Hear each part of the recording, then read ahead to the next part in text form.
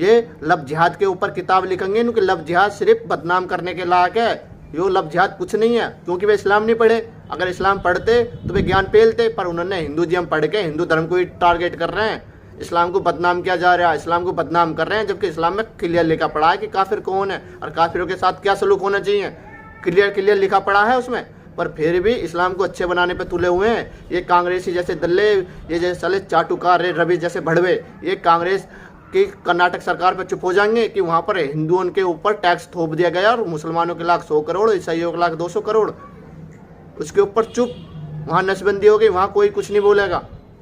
ये दल्ले सिर्फ भाजपा को टारगेट करेंगे, सिर्फ हर हाल में भाजपा और हिंदुओं को टारगेट करेंगे और हिंदू युवाओं को भटकाएंगे। बस वे कैसे न कैसे अपने धर्म को छोड़ें और बस भारत में ईसाइयों का राज हो।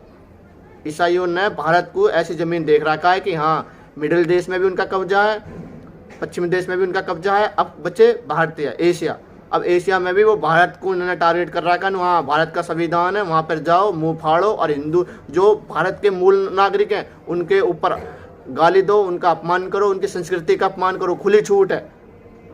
और इसी सारे से हिंदू उनके धर्म परिवर्तन हो रहे हैं दवा के। और जहाँ धर्म परिवर्तन नहीं कर रहे हैं वहाँ पर जबरदस्ती कराए जा रहे हैं, वहाँ पर तलवार लेकर, वहाँ पर डरा धमका कर हिंदू उनके धर्म परिवर्तन कर रहा है। अब तो हज़ारों वीडियो सामने आ रही है पश्चिम बंगाल में, जो औरत रो रो के बता रही है ना, उनके दर्द को सुन के देखो।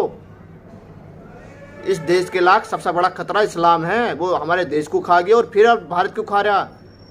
इस्लाम को जितनी जल्दी हो सके भारत से हटाओ, इसके अधिकार छीनो और भगाओ। इसमें कोई जाति बाती नहीं है, कोई इसमें नायकता और सहानुभूति दिखाने की जरूरत नहीं है ना, निकालो जितनी जल्दी हो सके।